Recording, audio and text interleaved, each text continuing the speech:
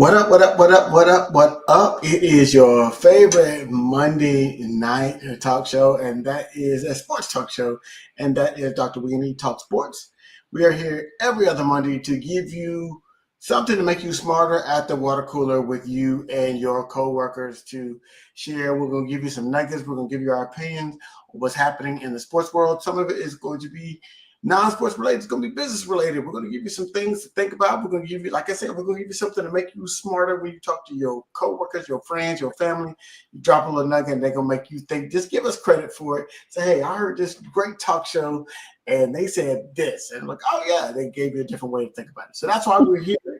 We've got two big stories to talk about tonight. We've got the Super Bowl, of course. We're less than a week away from the rematch, I guess, from 2 years ago between the Chiefs, who are going for the three-peat, and the Eagles, who are going for redemption. This has been the Saquon show, and they have made it to this point.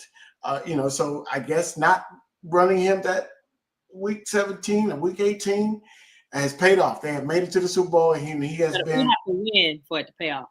Healthy this entire season. So there's that. But then and I have lived a number of years on this planet, and there has been only a few times that the NFL has been preempted by any other sport. NBA. And that is today. Even on Get Up This Morning, they did not talk about football. Not one minute.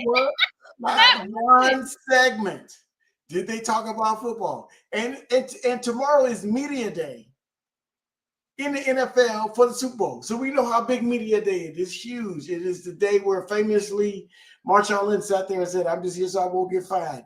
It is the day that famously Doug Williams was asked how long has he been a black quarterback. We have seen it all happen at NFL Media Day. We should be getting prepared for Media Day. But then the earth reversed rotation and the NBA preempted the NFL with a blockbuster trade that many have described as the biggest, most shocking in NBA history. And there has been bigger players that have been traded because Kareem was traded, Wilt was traded. There's been a lot of players that have been traded. But as I learned today, this is the first time where two All-Stars have been traded for each other. Because Kevin Durant was traded, but he wasn't traded for another All-Star. He wasn't traded for Steph Curry. He was traded for a boatload of picks and some other things. Yeah. This is the first time two All-Stars in their prime, two Hall of Famers in the prime, and one of them 25 years old and being in the rarefied air of making All-NBA 5 years in a row. So that just gives you saying he's been an All-NBA player the first 5 years of his career. He got it 20. He got it 20. I didn't realize he was only 25. He looks older than that, but yeah. He's only 25 years old. And so the Lakers stole another one. So, when you heard of the trade, what was your first reaction? I was shocked. I was like, what? But then I thought about it. I'm like, I mean, I'm thinking of reasons why, but I don't think I would have done it. But of course, I'm not a GM. I don't know if I would have done it, but I mean, I can see some of the reason behind trading him. So yeah, so David, to your point, yes, that is an Eagles shirt that Dr. Brown is wearing. She's gonna ride with her Eagles all week. Okay, all week. All week. All week. Probably if we win, it's gonna be a couple weeks. So. It's gonna be acting like she gonna act like it's. I have enough Eagles. I could wear Eagles clothes for like 2 or 3 weeks. She gonna act like it's St. Patrick's Day for the 2 months if the Eagles mess around and win this game. So appreciate you joining us, David. Ask us any questions and your thought. We're gonna talk about the game a little later, but we got to talk about this NBA trade. So here's the deal. What was your thought when you first heard it? Friday, Saturday was when it happened. Mouth was agape, right? Much like anybody else. And I said, it makes sense. And it made sense from this standpoint. two major reasons. One, Luka had become untouchable on the Mavericks. So when you have a player that was making, $40 million already, all was a superstar, and had led your team to the Western Conference Finals and the NBA Finals. He was a leading scorer. He basically was like, y'all can tell me what you want me to do, but I'm going to do what I'm going to do. And he's been showing that by his actions. Yeah. Coming in out of shape, poor not even trying to play defense. Not even trying to play defense. It's 5-on-4 every time they're on the defensive end of the board. He tried to play a little bit in the NBA Finals and the playoffs last year, but you saw he fouled out of that one game. Yeah, and then he gets mad, and then he's like, "You penalized." I'm just like, he whines more than LeBron, and we know that's hard to do. He cries to the ref more than LeBron does. Well, he really does. And so he spends more time doing that than running down the court trying to play. Sometimes he won't even run down the court because he's complaining to the refs. Yeah. So there's that. And I'm sure they are privy to more behind the scenes than we are just from an outsider's point of view. So that's number one. And then number two, are you willing to pay that $70 million a year on average? He's up for the Supermax. And with the new contract and the new money, 5 year, 300, and I've heard anywhere from 345 to 347 million dollars. Are you willing, as an organization, to commit 350? Let's just round it up, $350 million to a player that is consistently hurt? He has not played more than 70 games in a regular season. He played more than that last year because they had a deep run in the finals, in the playoffs.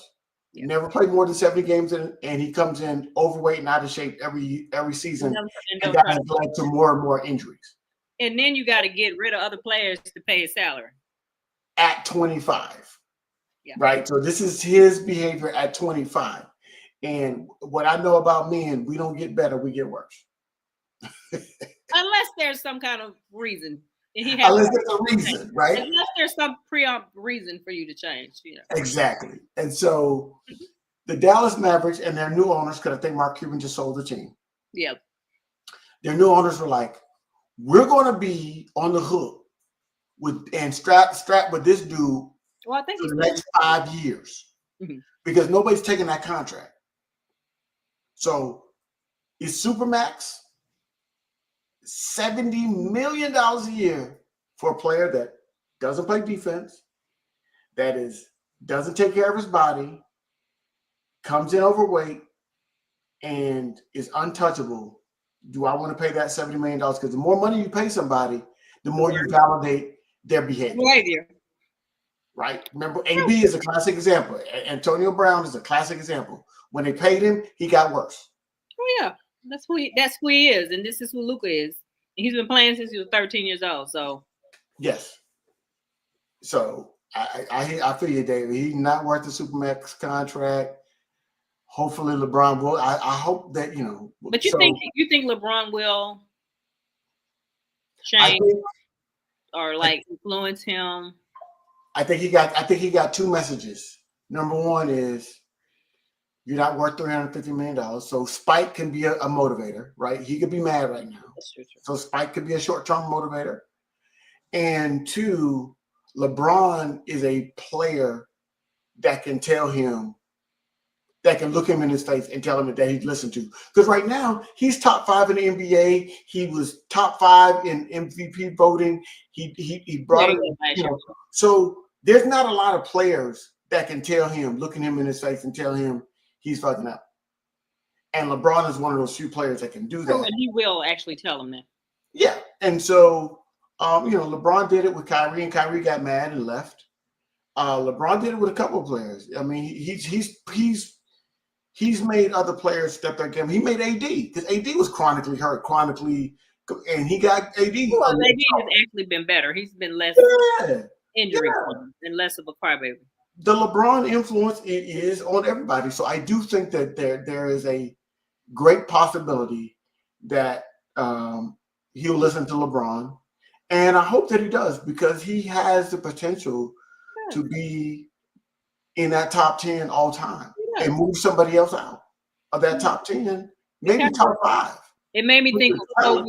the Kobe kind of Shaq kind of thing. Like Kobe was on 10 all the time, and Shaq just kind of he was athletic and big, but he didn't care nothing about his diet No, and no, no, no. you know. So he kind of remind me of that same kind of comparison between like LeBron versus Luka, like Kobe versus Shaq kind of Yes. mentality. And Shaq will tell you to this day that he wished he had somebody that told him to get in shape.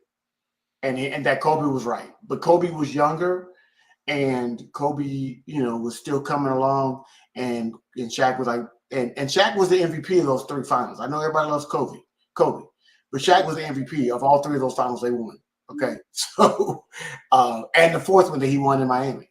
No, I know Dwayne Wade was the one. I'm sorry. Dwayne Wade was the MVP of that 4th one. But Shaq was the dude. Like Shaq was, and people know, the only person that gave Shaq fits was Kareem. Kareem used to wear his ass out. With that dream shake, he couldn't do nothing with it. But that's a whole nother story. But I think that I'm hoping that he has enough respect for LeBron to listen to him. But I also think that the Lakers sent a message to LeBron that he's not going to hold them hostage. I know, but they didn't even tell LeBron wasn't even involved in the decision, which I think was interesting. And ever since he's gotten there, he's been involved in every decision they made. Which has Don't, been don't, good. don't let him lie to you until you get it. Good, yeah. The coach, Yeah. Russell, The even Russell AD, was terrible. even AD. Even AD. So so for the Lakers to do this without consulting with or letting LeBron know, that sends the message to him that you're not going to hold us hostage anymore. You have 1, maybe 2 seasons left, and you've been fantastic at playing. I mean, when you're doing 33-point triple doubles at 40 years old, that's special. Yeah, to take care of himself. Yeah, but they need someone to take over, and they got to have a superstar, which Luka is.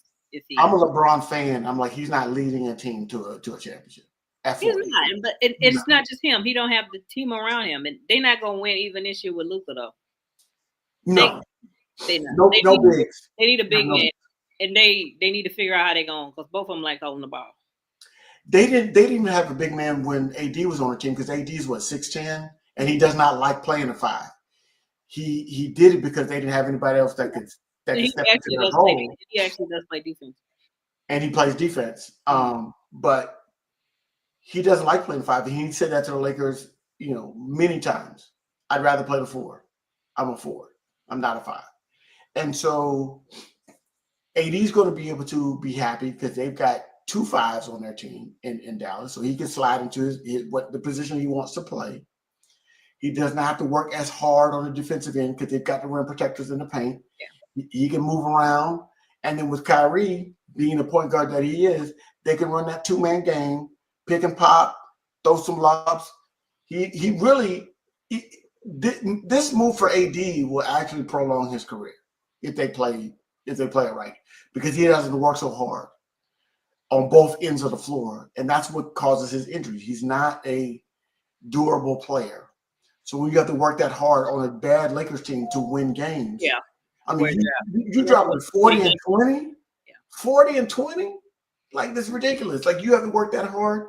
So now he doesn't have to work so hard on that team. So the Mavericks may have gotten better, but they have lost. They lost some points. I mean, but the superstar, right? And the NBA is built around superstars. It's not built around good teams. The OKC. But they have superstars. They do. AD. AD's not a superstar. AD is a star. He's not a superstar. Anybody pay? I'm not paying money to go see AD. Play. I mean, they got names. Let's just say.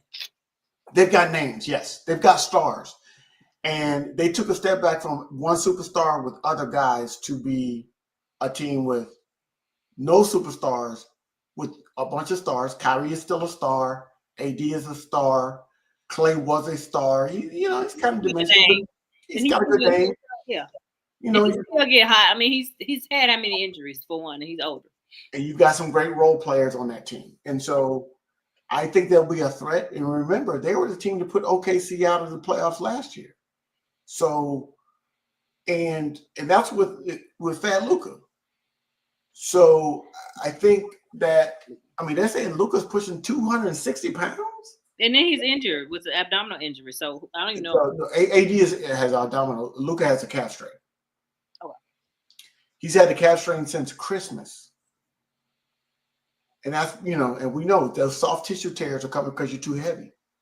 Right? He's trying to lift that big body off the floor. It's not. And he's 25 and he's had this injury multiple times. So that tells you something, right? He's out of shape. Believe it or not, Barkley was talking about his career, how he was out of shape, and basically somebody told him he actually listened. Moses Malone told him he was fat and lazy. Yeah, and he listened. But Moses Malone was an MVP. Moses Malone had already won an NBA championship, which Barkley was trying to listen. So that's what I'm talking about. Barkley and he was just a rookie or a second year in the NBA, but Barkley knew his place on that team. He was good, but doing great. He was the 5th overall pick, so he knew his role on that team. He knew his place. He's like, why am I not getting playing time? He was like, you fat, you lazy. And he even said, out of Barkley's own mouth, I heard today, he said, Moses Malone changed his career. Changed his career because he listened. And I'm hoping that Luka goes to LA and listens to LeBron.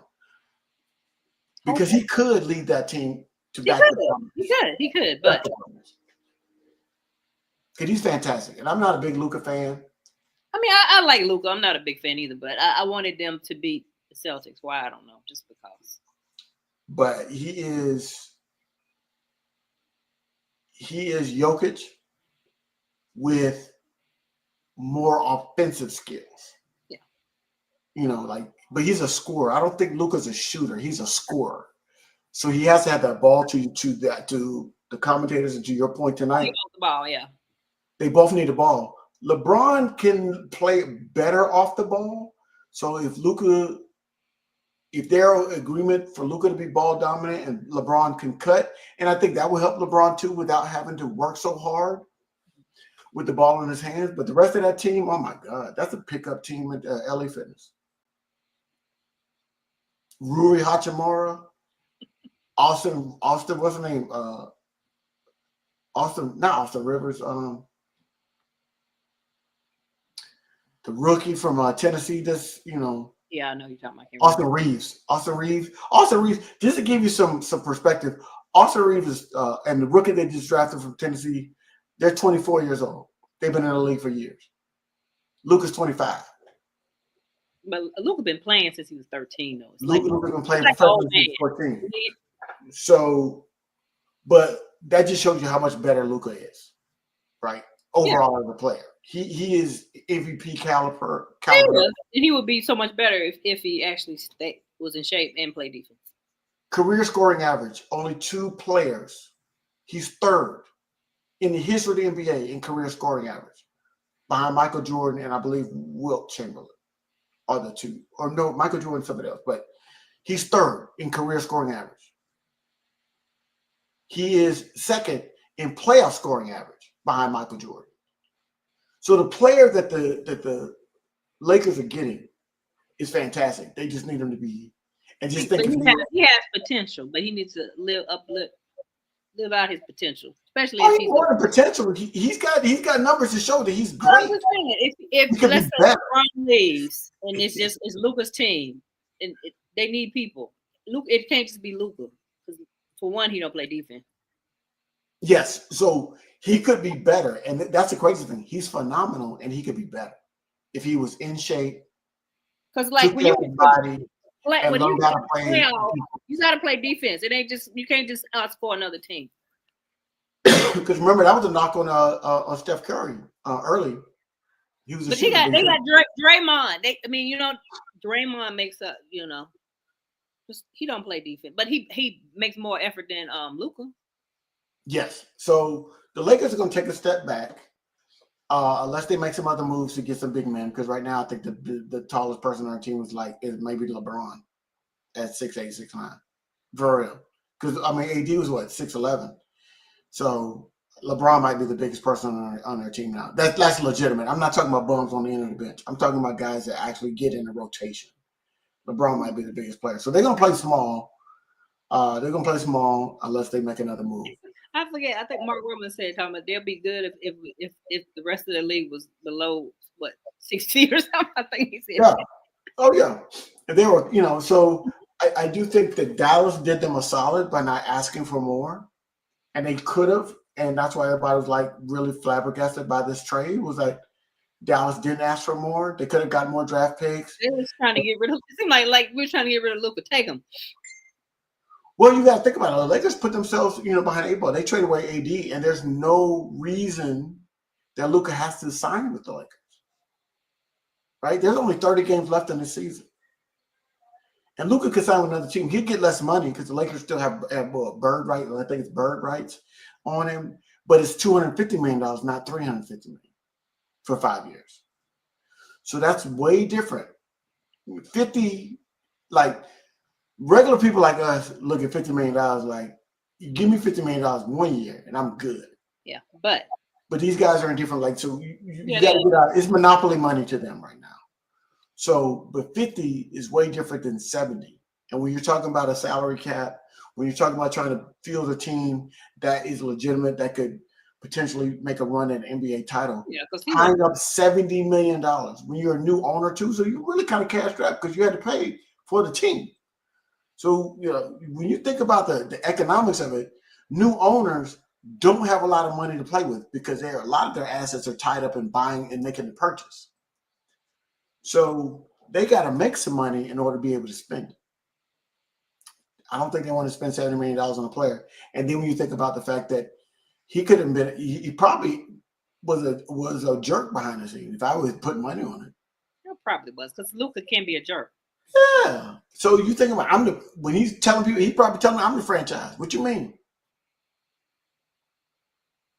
And so they're like, no, we don't want this headache. So they let it go. And kudos to the GM for standing up and taking the bullets because the owners made this decision. That's not a GM decision. That's not a GM decision. There's no GM on this in the NBA that can pull off that kind of decision without the owner signing off on it. None. Zero. You're fooling yourself if you think that he pulled that off. And they're putting his name on it. And that's fine. And he's standing out. Kudos to him for doing that. And I'm glad. What Charles was saying, most of them, you do a little memo, a little tweet or whatever. He was like, press conference, I'm answering this. Yeah.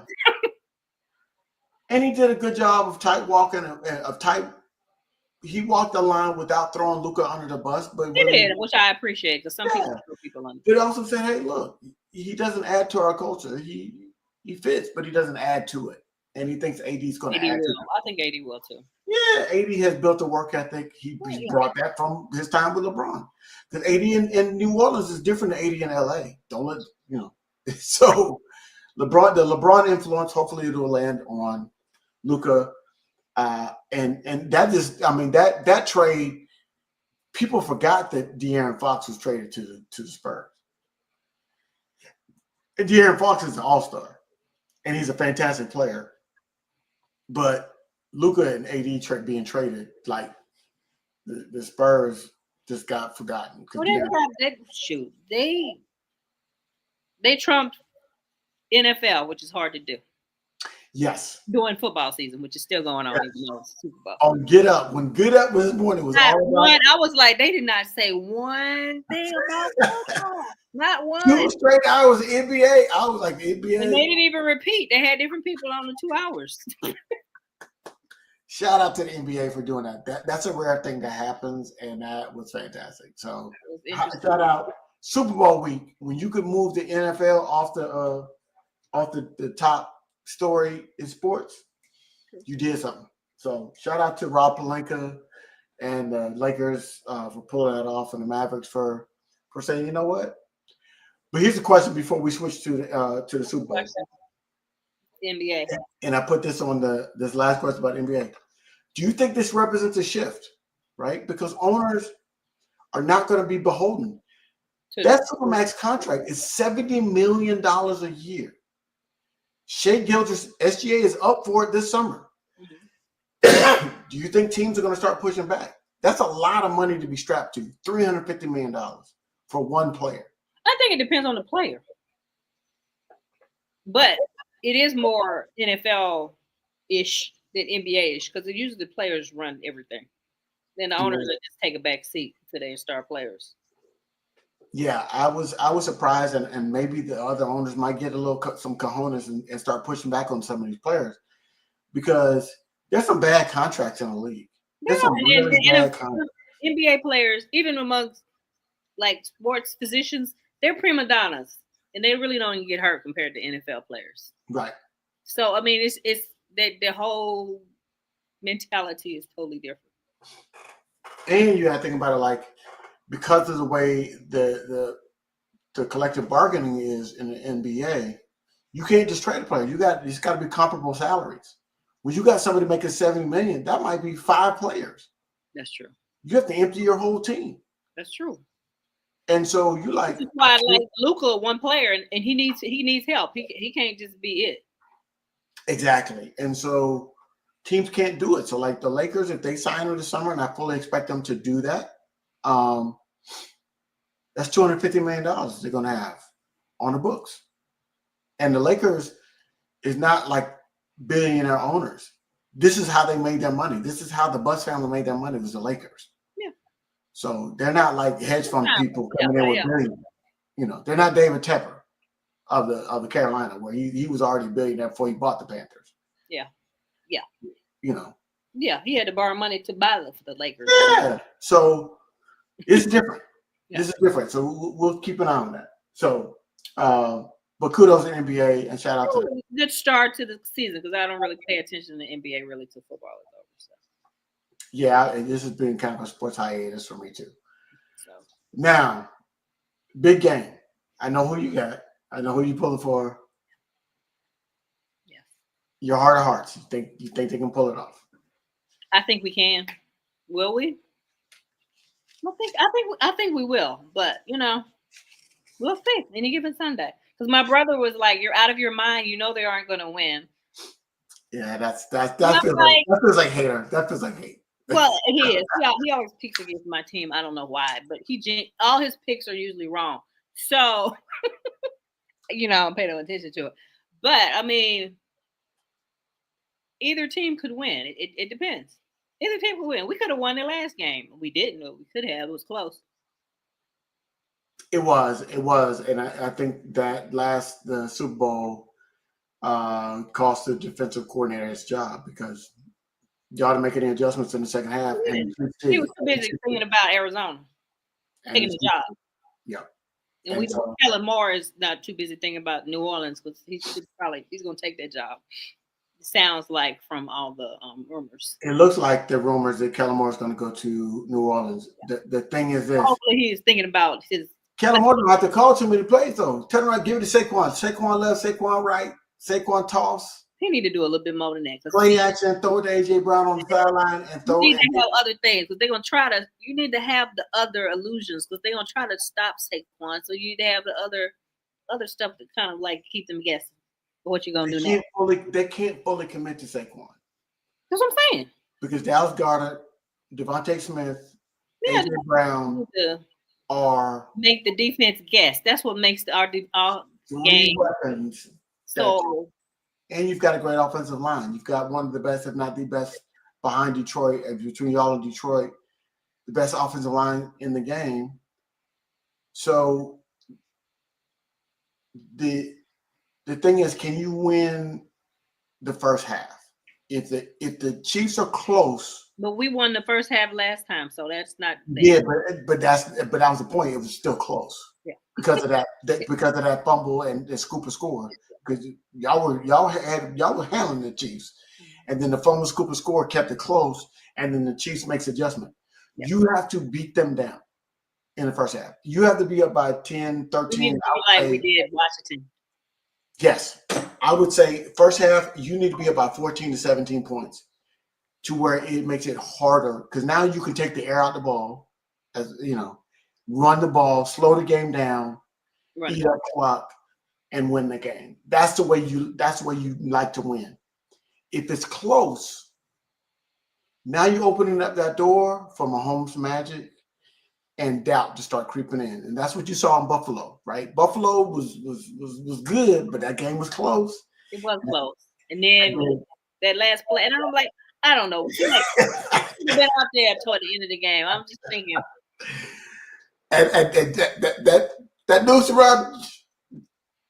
Because I was like, And you no, think like get tighter and tighter on Josh Allen. after Come he on, didn't Josh make Allen. that, after he didn't score, I'm like, this game is over. After he didn't score, when they would. Everybody talk about that. Everybody talk about that last pass that got dropped by the tight end. Yes, he did drop that pass. I will go to my Greg saying he dropped that pass. But here's the 3 plays leading up to that play. First down, incomplete pass. Second down, incomplete pass. Third down, 5-yard screen, little short pass. So it's 4th and 5. Well, no, I'm like, after they didn't score, then I knew the game was over. They needed to score a touchdown in that play. Patrick Mahomes got more yards. I'm going to say Patrick Mahomes. The Chiefs got more yards on that drive that killed the clock than the Bills did on that drive than they were trying to tie the game up. So that just says they got real tight. The Chiefs caused some great defensive plays, but they made the plays. You know. So I do think that looking back on the game, on that game against the Chiefs and the Bills, if you look at it through a different lens, it wasn't as close as it shouldn't have been that close. The Chiefs should have won that game because remember in the first series of the game, they should have had 2 picks. Well, I couldn't I was watching the game in my meeting. Josh Allen threw it to the Chiefs. They just dropped it. He almost threw 2 interceptions. There were 5 fumbles in the game. One of them was recovered and now by the opposite team. The Bills fumbled 4 times, but they recovered all 4 of them. So, and Josh Allen had 2 of the fumbles. So, and if the Chiefs recover those fumbles, the game is in a whole different place. The Bills had the blueprint in the third quarter when they ran the ball on that long drive, that 17-play drive, and like 16 of the 17 plays. Well, all 17 ended up being runs because Josh Allen, on the one pass they tried to do, he scrambled and got it. So all 17 of the plays were running plays.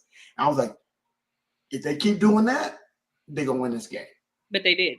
And they didn't. They tried to put it in Josh Allen's hands. Wasn't even out there at the last, anyway.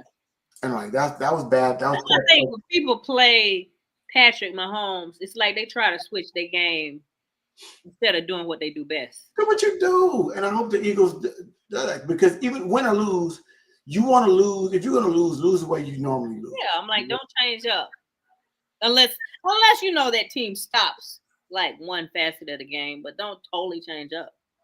So here's a classic example from another Super Bowl. Remember when the Seahawks lost to the Patriots and they tried to throw that pass and it got picked off? Do you think anybody would have had this much outrage if they gave it to Marshawn and the Patriots stopped him? No. Right. No. Because that's your guy. Yeah. And everybody was like, hey, the Patriots made a play. And he would have won. They talking about Malcolm Butler. Who is this dude? Like, why are they throwing in the ball? You got to throw in. He can bring like your whole freaking line. He can move your whole line with you, beast mode. Do you not beast mode? Like, you don't think that man was gonna get it? He would have made that. He would have. Look, I firmly believe he would have made it. Even if he didn't, I wouldn't be mad at him. Do what you do. Do what you do. And if somebody on your team makes a play, take your hat off, shake their hand, say you made a play. But that was. Speaking of beast mode, what do you think about the new coaching hires? Made me think about it, even though that's not on the Raiders, the Jets, the Bears. I think the Raiders are flipping coins. I really don't think that they have, I don't think that their owner really is all there. And so he is trying to be his dad, and he is a bad version of that, right? Because Mark Davis probably has never played football in his life. He just got those genes. So he does not understand. It's a different era of football anyway. It is a different era, but Mark Davis he's not a football guy. And so, and the tough thing is, much like the Lakers, this is their family business. They don't have any other interest. They don't have money coming from any other thing, so they're cash strapped. They're a cash poor team. So now they're paying. This is their fourth coach that they're paying because they're still paying John Gruden because they signed him to that 10-year, $100 million contract. Coach after.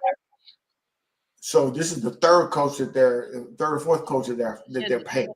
Antonio Pierce. They should have gave him one more year. That's my opinion. Exactly. But we understand, like, that's a whole show. We could talk about how black coaches get shorter leashes than white coaches. But, but we want to complain about DEI. Okay. That's all I'm going to say about it. That's not it, because I'm thinking of politics. Yeah. So I don't want to go down that road. I will say this. I think that I like Pete Carroll. I like Pete Carroll too. I don't think the Raiders are going to win more than 8 or 9 games because they're in a bad division. Yeah, they got Pat. They got Patrick Mahomes, and then you got 2 teams on the come up. You've got the Chargers, who now have a good coach that's worth a damn, so they're not going anywhere. And you've got the Broncos that had a good season, and once they get out from underneath that Russell contract, because remember they were in salary cap hell because of Russell. Yeah. Now next year they're gonna get out from under that contract, so now they can hire, and they've shown that they can win. They're gonna be tougher. So I don't think the Raiders. They're 8 or 9 wins. I like Pete Carroll. I don't love him. They don't have a quarterback. They don't. Maybe they'll get one in the draft, but what number? And they're talking about putting Russell Wilson back on their team. I think he's done. I don't think so. I mean, they parted ways for a reason. I don't think they need to get Yeah, and then even if they sign, let's say like the Pittsburgh jumps off in the stupid and signs Russell Wilson over Justin Fields. Yeah. So they say, okay, he signs Justin Fields. Then what? Justin Fields 8 or 9 wins. Yeah, he's going to be basically mediocre. Yeah. Good. I mean, maybe if he had like a Shane Steichen, maybe he can get him to 11, 12 wins. But he's, and I was a Justin Fields fan, still am. I don't think he's leading the team to a championship. He's not going to be he's not the reason the team's going to win. And they need other things other than a quarterback too. Yeah. What Steelers need offensive line.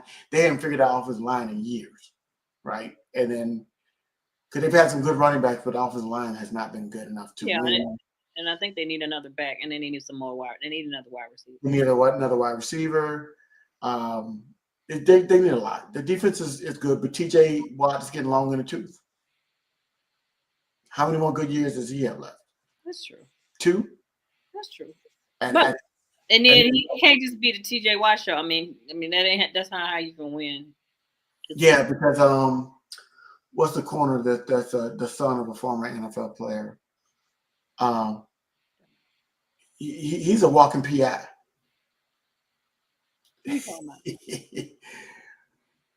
Hold on. Offensive line had. Wait a minute. Wait.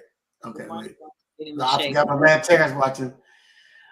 Offensive line had 3 rookies. Give him time to gel. Okay, I'm giving him time. I just, Mike Tomlin has not shown me in his tenure there to build strong offensive line. The last time they had a good offensive line was before Ben Jerome. And remember when Ben was like his rookie and they won the Super Bowl their second year? Ben is move and he's hard to take down. So he didn't really need one. He made them look better than what they really were. And the Pouncey brothers were good. When they were on that team, the Pouncey brothers were good. And so I think I don't know what it is. And he's had some, Arthur Smith, I like him as an offensive coordinator. But he seems to be more of a play caller. He's got to build that offensive line. Like your offensive coordinator needs to step in and speak up on that, right? You got a defensive head coach.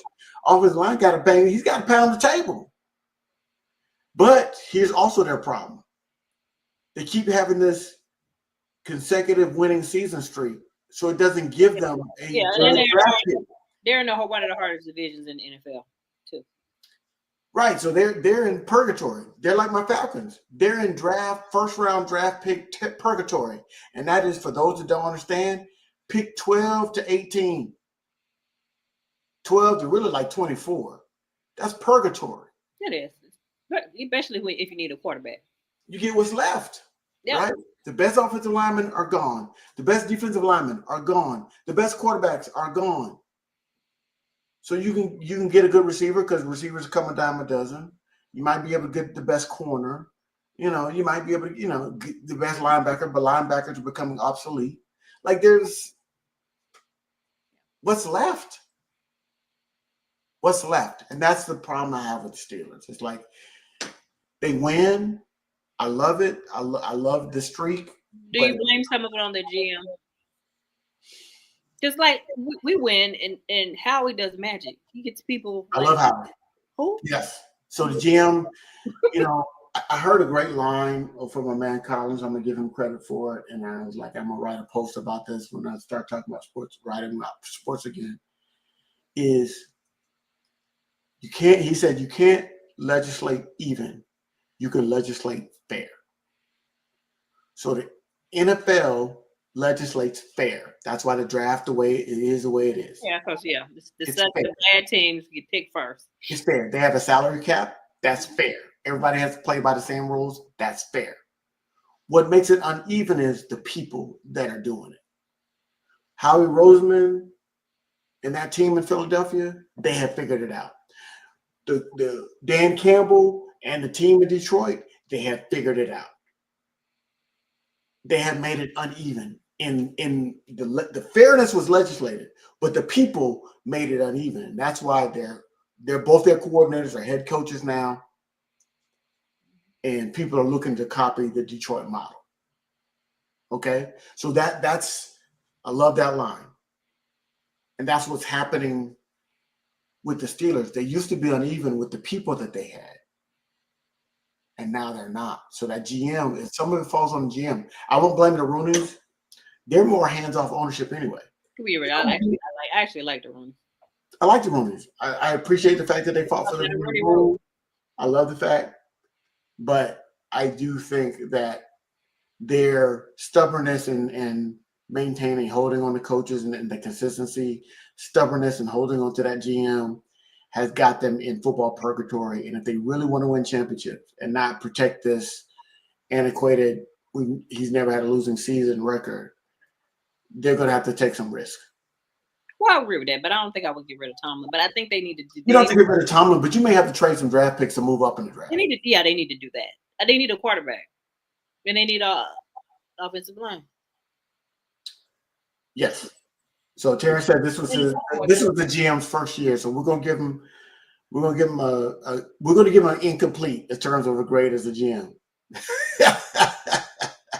Terrence said he want to get rid of Tomlin. I love Tomlin, but and if they do get rid of somebody, gonna pick him up just like that. Well, the Bears tried to trade for him. We know that got out. Yeah, but Tomlin said, I'm saying I wouldn't want to be the Bears. I mean, I wouldn't want to go from the Steelers to the Bears.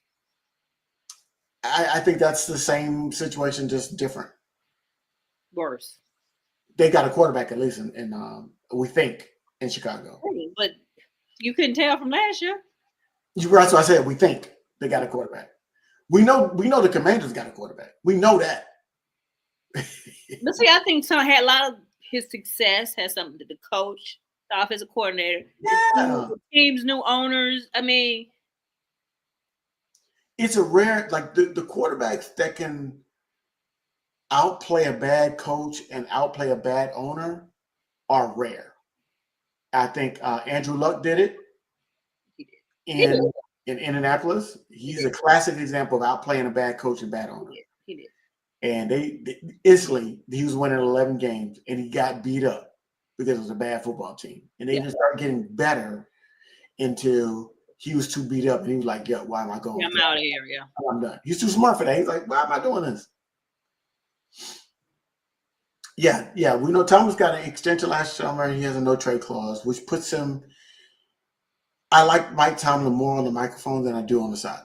I love Mike Tomlin on the mic. I love Mike Tomlin because I didn't agree with the way he coached that playoff game. I thought he was too conservative early in that game, and then it got out of hand, and they tried to take the reins off, and it was too late. They were down by too much. But you punting. It's 4th and 1. You got to go. You see these teams are going for it on 4th and 1. They really are. I still love Tomlin. So no, I still love him, and he's on my bucket list. I want to meet him one day. I just want to meet Mike Tomlin one day. I love him as a person. I love what he represents. I love everything about it. But if I'm being honest, I think he's lost his juice as a head coach. That's my assessment. That's opinion. I think he needs more pieces. I don't think it's his coaching. I think his coaching causes him to win. Because who would have thought they would have won last year before Russell and all this? Well, they beat the Bombs they were supposed to beat early in the season, and then when I'm talking the year before last when they had Mason Rand and I mean. Oh yeah, Doug Hodges and Mason Rudolph and all that. Yeah, I'm saying he wins with less. Which is why he's in purgatory. Which is why they win their way into purgatory. I'm just saying. So I'm like, what other coach? What other coach would have? He gets the most out of the least. I will say that. He does. Now, maybe sometimes, and this is kind of my thing. Sometimes the patterns you create are unhealthy, right? So the unhealthy patterns is he doesn't get the best players. He gets the most out of the least.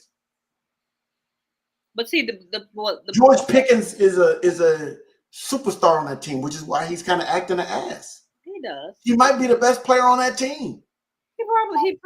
He is. TJ Watt. I'm sorry. TJ Watt's the best player on that team. George Pickens might be the second best player on that team. And that's why he walk around like his shit don't stink. Well, AB was like that too when he was there, though. I don't believe that, Terrence. Terrence says you can't win in today's NFL. You can win. The Chiefs showing you they can win. Can't win what? You mean you can't win today? I don't know what you say. You can't win. He believes too much in the old school philosophy. 3 yards on a cloud of dust. A good difference. Right. I agree with that. He's an old school coach. There's not a lot of creativity in their offense. They don't scheme people open. He's a defensive coach too. He's a defensive coach. So like they don't scheme people open. They want a very antiquated offense. But some of that, I think some of that antiquated offense is because who the quarterback is. Well, yeah, I mean, if your quarterback has limitations because Russell Wilson can't see over the line and Justin Fields is not accurate. So, I mean, some of that has to do with that they need a quarterback. They need a quarterback. But now what you picking? What are they picking, Terrence? 20, 18? What are they picking? 18, 19? And this is not a deep quarterback draft. And what's the old saying? If you got 2 quarterbacks, you don't have one. They had 2. And both were men. No, but I thought they did better this year than they would. But I didn't think they would just implode at the end of the year and lose all those games. I did. They were playing the Falcons early. They were playing the Jets. They were beating the toughest part of their schedule was at the end. Yes, and they lost them. They went on a losing streak. And that wasn't by accident. That wasn't by happenstance. They didn't fall off they just played better teams and they got exposed. Yeah, he got Arthur Smith, and Arthur Smith is okay. Yeah. But Arthur Smith is a coach that he doesn't want to get in personnel. He's not a good personnel coach. He is a X and O guy, and so they need different personnel, right? And so you could tell. I was watching the Steelers earlier in the season, and we were getting too deep in the weeds.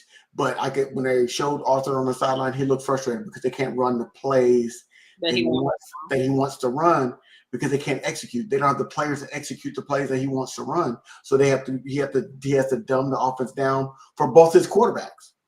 He can't run certain plays because Russell Wilson can't see over the line. He can't run certain plays because Justin Fields can't hit. Justin Fields he's not a timing passer. Justin Fields, his back foot has to hit that ground and get rid of the ball. He doesn't do that. He looks. He wants to see the receiver open. He doesn't throw people open. And so that's this challenge with Justin Fields. That's a challenge I think they're going to have in Chicago, quietly, because Caleb Williams is not a timing quarterback. He's not. He can be, but his natural tendency is to hold the ball. Would you say a lot of rookies hold the ball too long? I didn't see Jaden Daniels. He's not atypical. He's atypical. You can't compare other rookies to him. You can't. Jaden Daniels fight. Okay. But I didn't see Bo Nix holding the ball. Is not. Bo Nix ran the play. Back foot hit the ground, he got rid of it. That's why his coach loved him. Because he threw the ball where it's supposed to go. He got the ball out on time the way it was supposed to go, and that's why Denver made that big leap. So what do you think the Bears? What do you think Ben Johnson is going to do with the Bears next year? I think Ben Johnson, hopefully, after his experience there in Detroit, and you see the first free agent they said they're going to go after was an offensive guard from Kansas City Chiefs. So that automatically tells you what Ben Johnson realizes about this team. You could have all the skill players. They've got great skill players. 2 good running backs, 2 good receivers, a decent tight end, and a quarterback with potential. They need an offensive line that can block, and they need to start in the middle of that line. And so he wanted to go get the free agent guard from the Chiefs. That tells me a lot about what Ben Johnson is looking at that team. And I'm like, oh, he's looking at it the right way, through the right set of lenses, and not trying to play with all these shiny new toys that he has on the perimeter and with his quarterback, because he can't do shit with him until he gets that offensive line squared away. That's true. And so you think they're gonna win at least 10 games next season? Do I think he's gonna in this division? I think here's my bold prediction for next year. I think Minnesota's gonna come back down to earth because they got 2 quarterbacks. I don't know who's gonna be the quarterback. You got none. Because if you pay Sam Darnold and you got a rookie on, or you got if they pay him, they're not gonna pay him the 50. I don't think they're not gonna pay him the target value.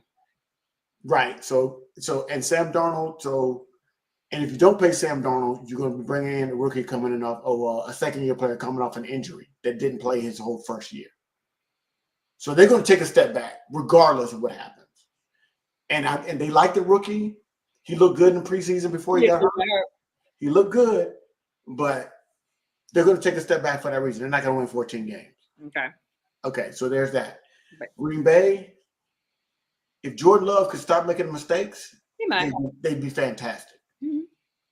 Because they've got a great running game, a smart, creative coach that runs that offense well, and a strong, stout, young defense. And they got young players all across the board. They draft well, and they develop their players well. They built it all right. Jordan Love is part of the reason why they didn't have more success this year than they could have, because Jordan Love throws it to the other team too many times. So you think the Bears are going to be in what about the Lions? The Lions are going to take a step back too because they lost their offensive and defensive coordinator. They're going to get healthy. You think the Bears are going to be 10 wins? 10? No. 10. That's 10. No. With a rookie head coach? 10. 10 wins? I'm asking the question. They got 6 division games. The only saving grace is they're going to be playing a last place schedule. So they're going to play some bums. So 9. 9. I'm so okay. I'll give them 9 because what they win 7 this year. No. 6 and 7. They could remember at one point they were like 4 and 2 or 5 until the Commanders.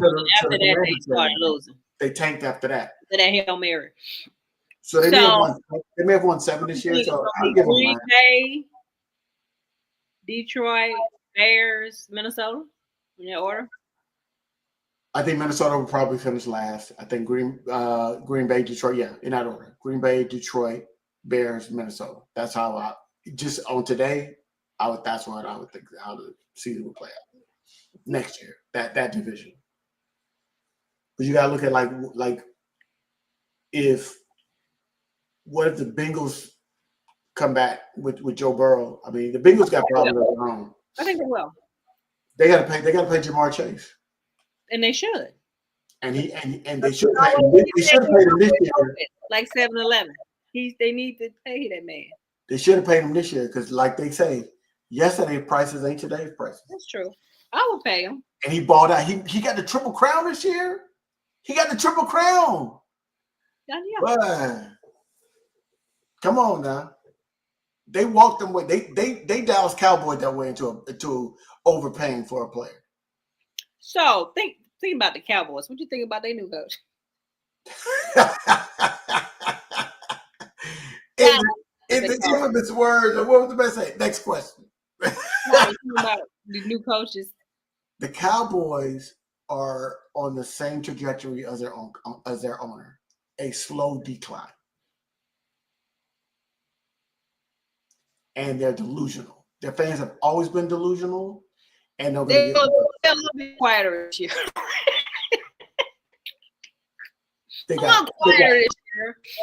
they got 3 good players that are 2 are overpaid. Micah, Dak, and CD. No, CD and Dak are overpaid. Micah hasn't gotten his big contract yet. This is a contract year for Micah. Yeah. So next year they're going to overpay him, and the rest of the team is garbage. Turpin, remember the big Turpin, the guys that run back the kicks? He was in the XFL 2 seasons ago. And he's making his mark, but he's not. Ain't nobody scared of that man in the NFL. No, I mean they have 3 good players. They brought back Ezekiel Elliott, but they got rid of. They killed him before the. Derrick Henry by himself had more rushing touchdowns than the Cowboys had as an entire team. That's it, and they had the opportunity to sign Derrick Henry, and they said they couldn't afford it, bruh. That's all you got to say about the. I'm just saying what you think about Shotty and the Schottenheimer. What about the Jets? You think they're going to be any good next year with their new coach? I want Aaron Glenn to do well, and I wonder what they're going to do about the quarterback situation. So Terry's making a good point. They have to pay Jamar Chase, and the problem is T. Higgins needs a contract as well. They franchised him last year. That's right, and they can franchise him again. But T. Higgins ain't showing up to camp if they try to franchise him. I don't think so. I think he's going to go, and they're going to pay Chase.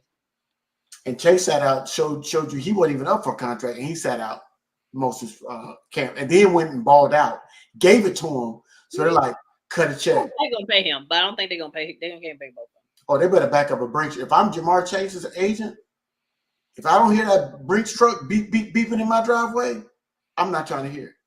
Straight up. I mean, he's worth it. Straight up. But yeah, I don't think they're going to put both of them. Flakes, what's up? How is the Super Bowl about to go? Flakes, tell us how the Super Bowl. Okay, so let me see this chat here. Here's the. So Flakes, if you just joined us, here's my prediction on how the Super Bowl is going to go, and I'm hedging bets here, but if the game is close at halftime, the Chiefs are going to win. I think the Eagles have to establish their dominance early, and make the Chiefs have to come back by multiple touchdowns. They've only scored 30 points over 30 points once this season, and that was last 2 weeks ago. In the AFC Championship game, that's the one time they scored. They scored 30. They scored 29 in one game, but they missed a couple of field goals and it gets Texans. That's the first time they scored over 30 points. They can't do it. So if you drop 20 to 24 points in that first half, and then just take the air out the ball in the second half, the Eagles will be hosting that trophy straight up. But if the game is close, then Mahomes magic. Them calls are gonna start going this way. Eagles might start getting tired.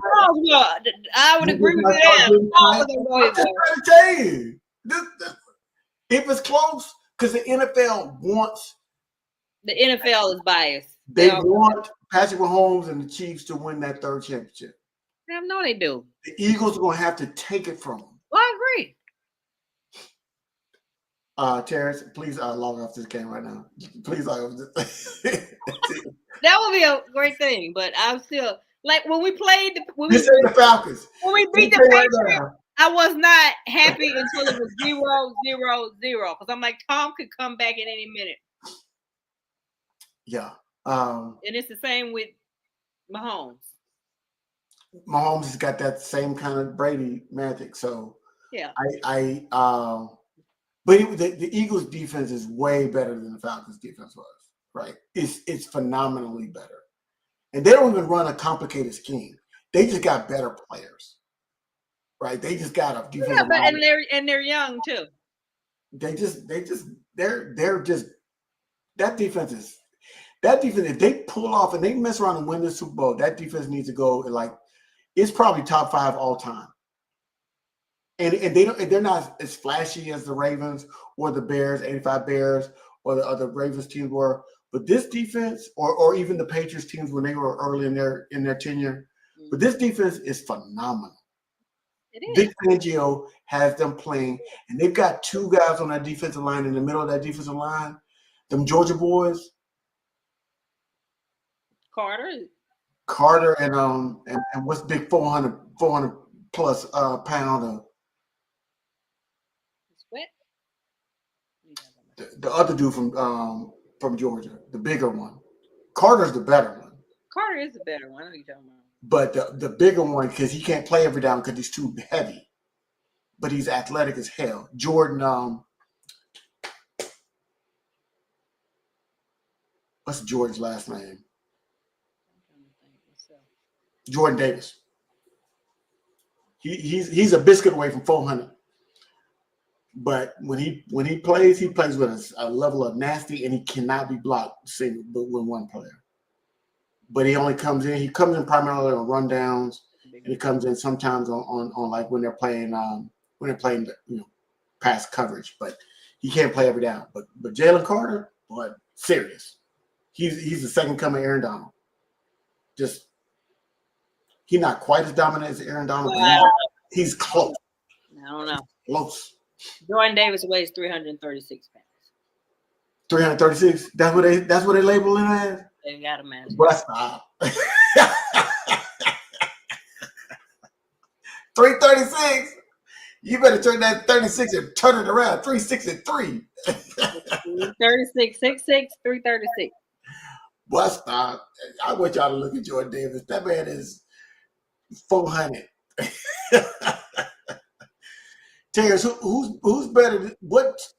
Name me 4 defenses that are better than Philadelphia's team right now. I'm talking in NFL history. I know the Steel Curtain with Mean Joe and all. What about 85 Bears? 85 Bears is the best defense of all time. That's my biased opinion. 85 Bears is the best defense of all time. And then you've got the Ravens defense. So you got the Steel Curtain of the late 70s. You've got the 85 Bears. Where would you rank Seattle's defense back in the Legion of Boom? Yeah. They weren't together long enough. They had a shot. But that 2-year run was fantastic. 2008 Steelers. That's twice. Steelers won that twice. 85 Bears. Tampa Bay. That Tampa Bay team was good. That Tampa Bay team was good. It was Sapp and them. Yeah, they were good. I forgot about that team.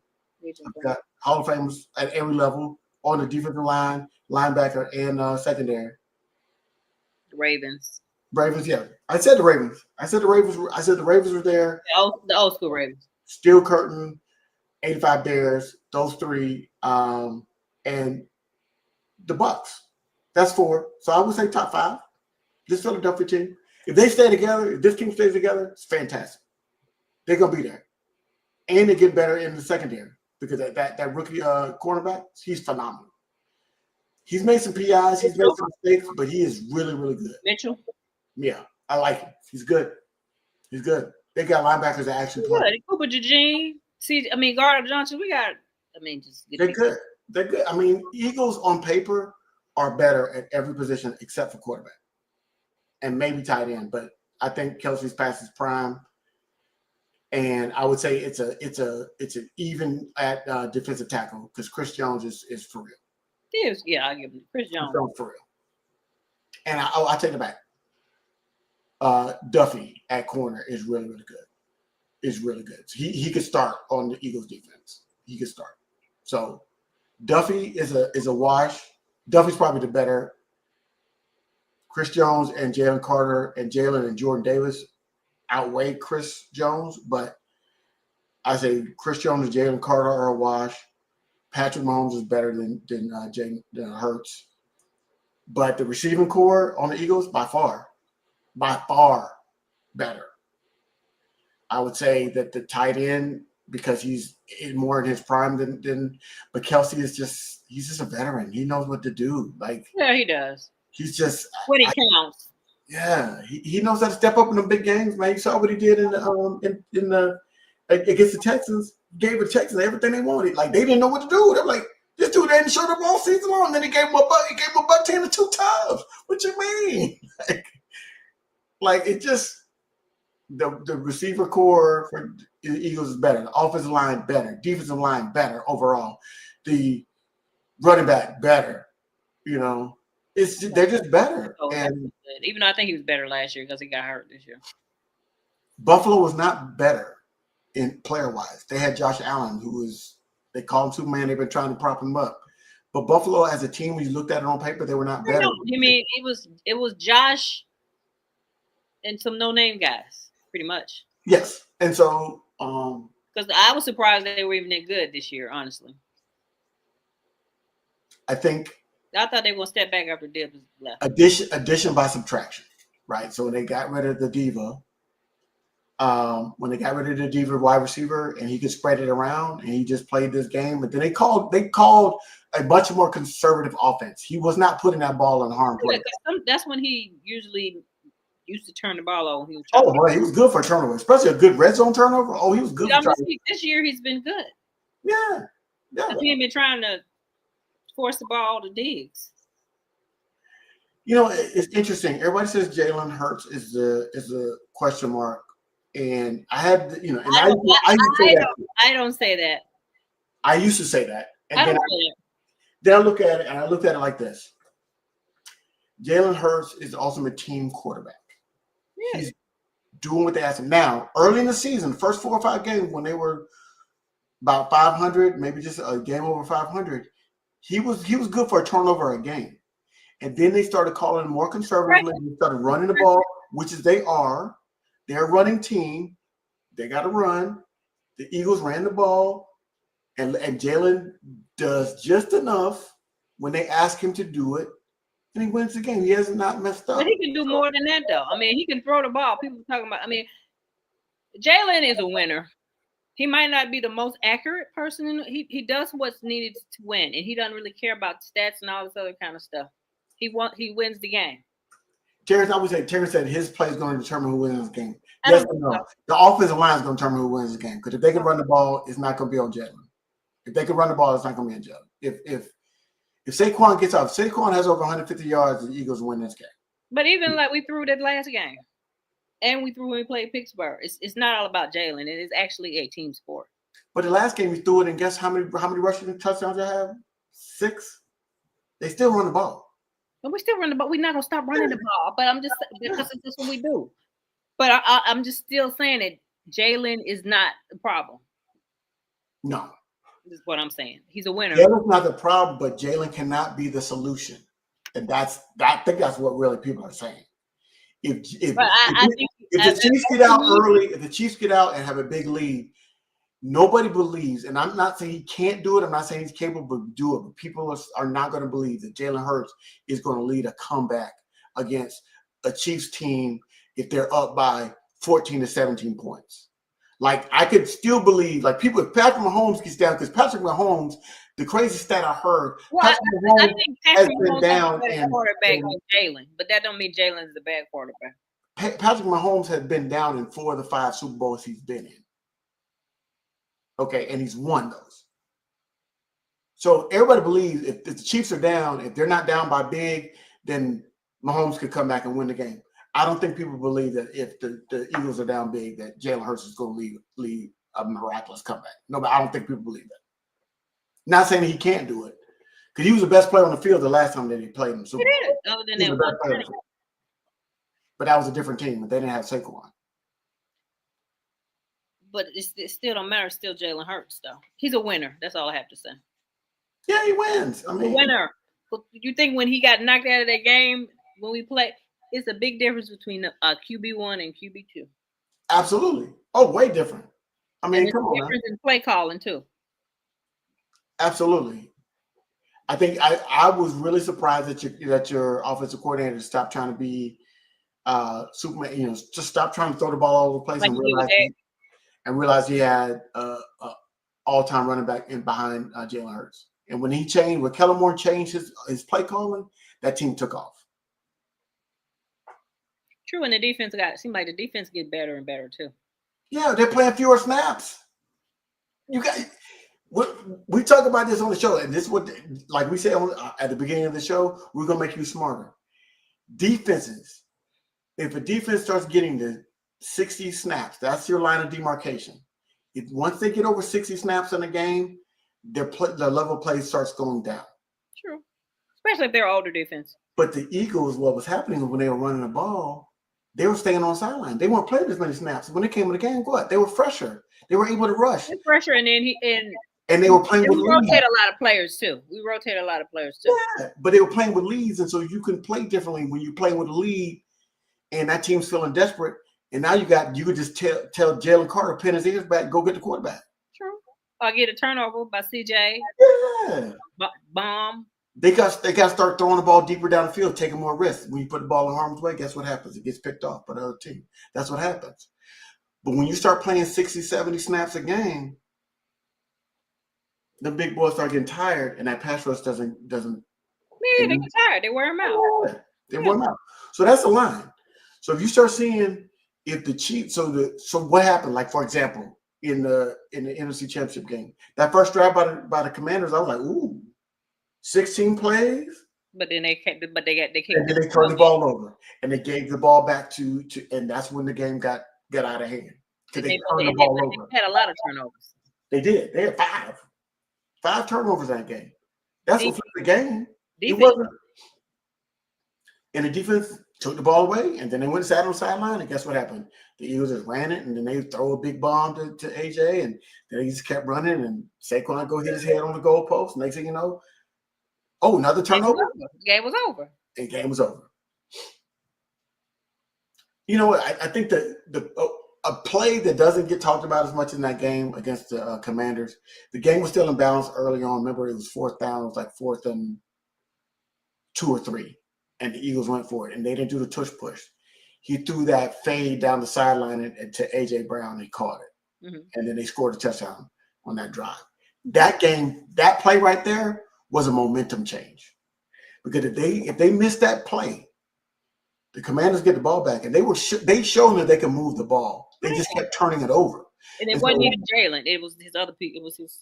If you get it, he actually played well. I thought. I think the Commanders. I think the moment got too big for some of their players. Yeah, whoever in all the playoff games, whoever had the most turnovers lost. Yeah, well, except for the Chiefs. The Chiefs had 1. The Bills had 0. But that's the Chiefs. And they were at home, right? So home is an equalizer, right? That's so they were at home. They held in. So that was the only outlier. Everything else, the team that had the most turnovers typically lost. And that's the way it was. So I think this is going to be interesting. My head says Philly, but my heart is like, I cannot rule out the Chiefs. I can't. They got to beat them. They have been beaten, man. It's like, there's a reason they're in that 3rd Super Bowl. There's a reason. It ain't luck. They are good. They are good. They are good. I get that. But they can be beaten. They could be beaten, yeah. And hopefully they will. Hopefully they will. There's a lot of people rooting for them to lose. I'm not. And the reason why I'm not, and let me just say this for the record. I want the Eagles to win, but I will not be upset if the Chiefs win. We are witnessing greatness right now. Well, I'll be upset if I wasn't an Eagles fan, I might feel different. Right. I might feel different. There's a lot of people that are fans of other teams. Terrence being one of them. He's pulling for the Eagles. He's a Pittsburgh fan that are rooting against the Chiefs. Why do we not want to see greatness? Why do we not want to see history being made? A three-peat. Why is that so offensive to people? Like I said, I'm biased because I'm an Eagles fan. No, I'm just speaking. If it was the Chiefs and Detroit, I would be going for Detroit still, though. Yeah, people they've got Chiefs fatigue, just like people had Patriots fatigue. I hated the Patriots. I'm tired of Patriots. I hated Tom Brady, and I hated them. Hated. Nobody ever did it, Terrence. It's never been done. That's why I want to see it happen. I want to see it happen. I want and here's my bias. I don't like Tom Brady. I didn't. I like him now, actually. Though. And so, if Patrick Mahomes could do something that Tom Brady has never done, maybe we can get people to stop talking about the greatness of Tom Brady. We're still gonna talk about Tom Brady. But it's like you still have to admit he's great. No. I have respect. I have respect for Tom Brady. I don't hate him anymore. I still hate Bill. There's a difference between respect and like. right? I can respect you and not like you. That's Like, true. I don't like Tom Brady. I respect him. I If didn't. ever I met didn't him, like Kobe rest his soul when he was in his prime. yeah, but I respect his game. I did. You got to. You're a hater if you don't respect greatness. Well, I Tom was Brady was I great. was a Tom Brady hater in his prime because he beat all my teams. Maybe that's why I was a hater. He didn't beat Nick Foles. This is before we beat them. Oh, okay. When they beat the Eagles with McNabb and T.O. Well, the Eagles with McNabb and T.O. were happy to be there. Okay. And when they beat, no. Yes. T.O. first of all broke his ankle like 6 weeks before the Super Bowl. Exactly. He was the best player on your team. It'd be amazing he was playing. I love Donovan McNabb. I think he was a fantastic quarterback. I like T.O. better than McNabb, so we're not He's going to not a Super Bowl winning quarterback. Like that discussion. T.O. changed that team. My point is, I hate when he beat the who else did he beat that I like? He beat the Panthers. I didn't like that game either. What other game? Way back in the day when they made the tuck rule. I've been hating Tom forever. I think what people are really hating is they see the similarities between the Chiefs and the Patriots, and because the Patriots and their fans are so obnoxious, because Chiefs fans are really not as obnoxious as the Patriots fans. No, they're not.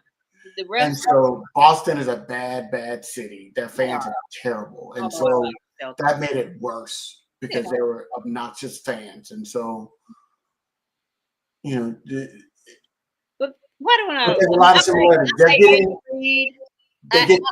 They get the call at the right time. So the Chiefs get the calls at the right time. They don't get all the calls. If you add them all up, it evens out. But they get the calls at the right time. And they get questionable calls. It's gonna go to them if it's questionable. Yeah, like that fourth down. I think Buffalo got that fourth down. I think so too. But they got the call, and that wasn't even a penalty. That was just a spot, right? They got that call. See, the little stuff like that bothers me. And then, but you know what though? Buffalo had an opportunity to make the stop. Buffalo could have stopped them, and they didn't. I agree, but I'm just saying that those calls, like pass interference, when we played them in the Super Bowl. That call was extra. That was a PI. That call was extra. But here's the thing, really. If they didn't lose the game, I would admit it didn't lose the game, but still, see. It was more holding than pass interference, but maybe because the ball was in the air, that's why they called it PI. But here's the problem. The simple things, they even talked about it. They said what Bill Belichick used to do, if he had his glove as the same color as the Chiefs jersey, because they were wearing white. He had black gloves on, yeah. Yeah, but so it was easier to see that pull. It was a pull. It was a pull. Would that have been called in the regular season? Probably not. In the Super Bowl, it got called. And so that changed the game. But they still had to score the touchdown. It didn't give them a touchdown. I didn't say they lost the game, but I wouldn't say that. But I'm just saying, little stuff like that. The Bills gave up 10 straight points in that game after taking the lead in the third quarter. They gave up 10 straight points to the Chiefs. They had that game in control, and they gave up 10 straight points. And then they couldn't score again.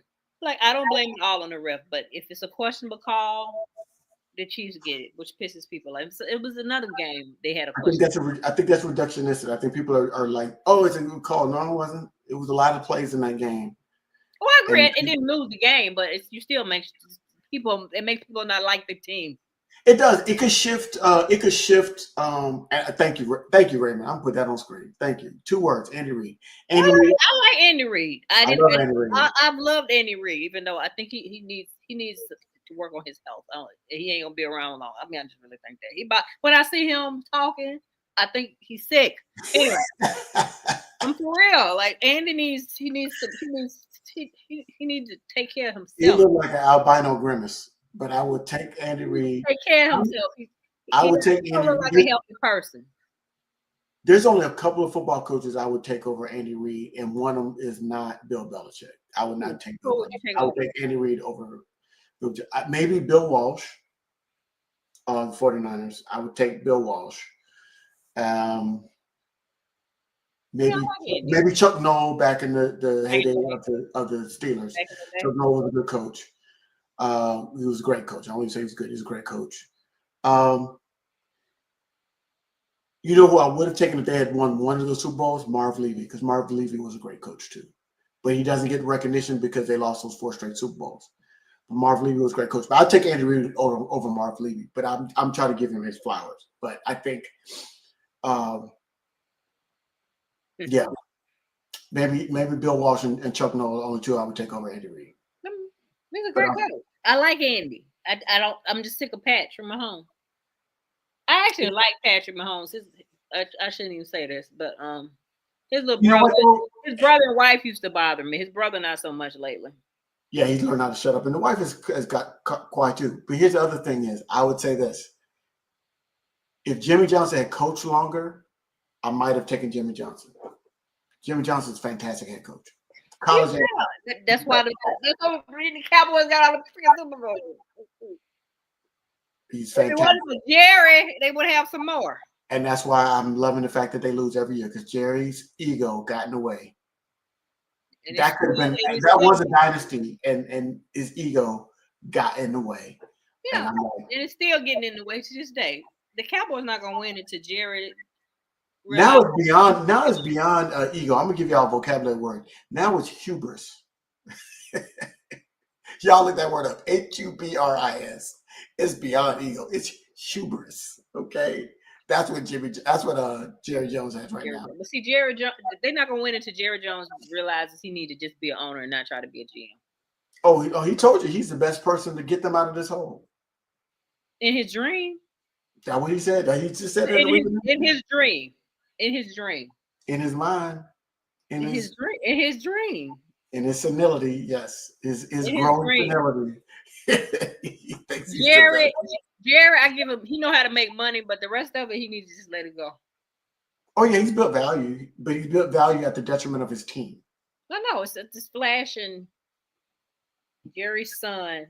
But Jerry's son is the next problem. He's going to... He is, because Stephen Jones is a carbon copy of his dad, because he's like his dad has been successful, so he's doing the same thing.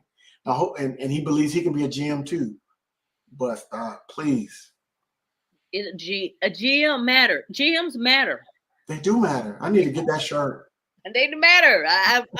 Our team is a living example of GMs matter. Howie Roseman is fantastic. And they demoted him at one time. They demoted him, and then they put him back in the GM spot. And Howie Roseman, and he's fantastic. He is. He gets more with less. No, he gets. I'm talking about money wise. I'm talking about. Oh, money. Okay. I'm like, the players are fantastic. Money wise, because after you pay, like we pay Jalen, we still get players. And I think that's part of how we pay, and they pay people at the right time. They don't wait to the last minute, like Jerry, and it costs more. But I think that's the reason why people hold Jalen Hurts to a higher standard. Two reasons. One, they saw how he played in the Super Bowl the last time, so they know he's capable of doing it. And two, the amount of money he's being paid. And so they're expecting him to be a Josh Allen, a Lamar Jackson, a Patrick Mahomes, and he's not. He's not that kind of player. Yes, he's getting paid like that, but he's not that kind of player. He's not going to be that kind of player. And it's fine too. And like my point was with the money is how he structured it so people get paid. No, you got to believe it right here. Eagles have the best front office in football. Period. Yes. You got an owner that's not meddling, but he will make decisions. Right? He doesn't meddle. Jeffrey Lurie doesn't meddle, but he makes decisions. But he's the owner. But he's the owner, right? That's why I know his name. He ain't in those office. And he empowers his team to make decisions, right? So Howie picked the players. Howie got the coach, and they're winning, and they figured it out. And hey, that's the team to model, not Detroit that just figured out how to win. Pick a team that's been winning, has been a good franchise. They've won Super Bowl. They haven't been a dynasty, but they have been a fantastically run franchise for decades. Third Super Bowl since 18, 23, 25. Yeah. So this is a mini dynasty. This in the NFC, this is a dynasty. Everybody talked about the 49ers and all that foolishness is going on. The Eagles have been better than that. Minus the implosion of last season. Yeah. They have been consistently good. I don't know who I blame that on, actually. But. I think it was personalities. They were trying to find themselves after. And the defense sucked too. So you like if your defense sucked, you got to score You like had 2 brand new coordinators. You had a new defensive coordinator, a new offensive coordinator. offensive coordinator sucked. The defensive coordinator sucked. Oh, they were both bad. So I mean, they were bad. And guess what they did? They corrected. They brought in an experienced offensive coordinator. They brought in one of the best defensive coordinators, and look where they're at, Super Bowl. And they Coaching matters. That's another T-shirt I'm gonna start wearing. What? GMs matter and coaches matter. Coaches matter too. Yes, players got to go out there. Players matter too because they can mess stuff up. Look at the Panthers and look at the freaking Cowboys. We can go down the list: Cowboys, Panthers, Raiders, Colts with Jim Irsay, the Giants, the Jets, the Falcons. Like you go down the list. I like your owner. Actually, I like Mike is good. He's just. I like your owner. He's too corporate. He's too corporate for me. Everything's corporate. I like him. He seemed like he the team needs like a good guy. He honors the season ticket holders and all my. He does. I appreciate him. Look. As a PSL owner and season ticket holder, I can get early tickets to Beyonce when she comes here in July. Y'all food is cheaper than other stadiums. Yeah, they've done a great thing. It's very corporate. I need a sense of urgency on that sideline. That's what I need. Just a $2 hot dog is not gonna make me feel better when you got your team is. I'm sorry. Hey, I don't eat hot dogs like that. So can I get a win? Look, I would pay $6 for a hot dog if I can get a winning on salad. I'm okay with that. Oh no, I haven't been. You keep the Falcons. You have a pretty stadium too. At the top, I have the top 3. It's gorgeous. It's a great stadium. Top 3. It's fantastic. I'd rather be outdoors and have a winning product on the field. Yeah, I'll probably be worse if y'all was outdoors though. Well, it's Atlanta, but still. The weather here is not that bad. It's pretty mild. It's in Atlanta, but still, I think it still would be worse. Yes, you're right, Janet. That's true. He done.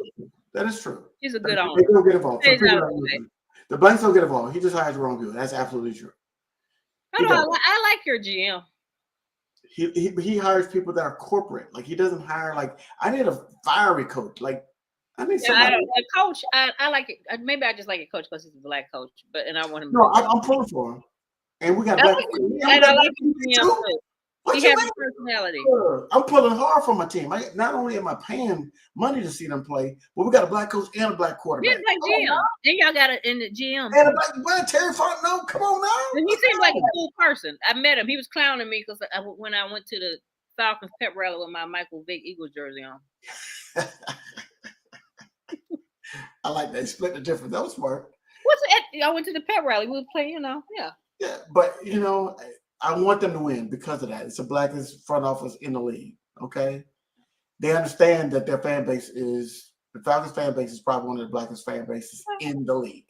Yeah, so they understand what. And then now, and the quarterback looks like he can play. Yeah, I knew he could play when he was in college. Him and Daniels, I like both of them in college. And both of them had an injury history in college. Penix more than Daniels, but they both had injury. But I like Penix. He throws a beautiful ball. He's accurate as hell. They got to catch it. They got to learn how to catch that left-handed throw. But other than that, if they can get the offensive line to play, they need to be in the top 10 offensive line. This year was a little shaky. Kirk Cousins was a statue. Penix is better.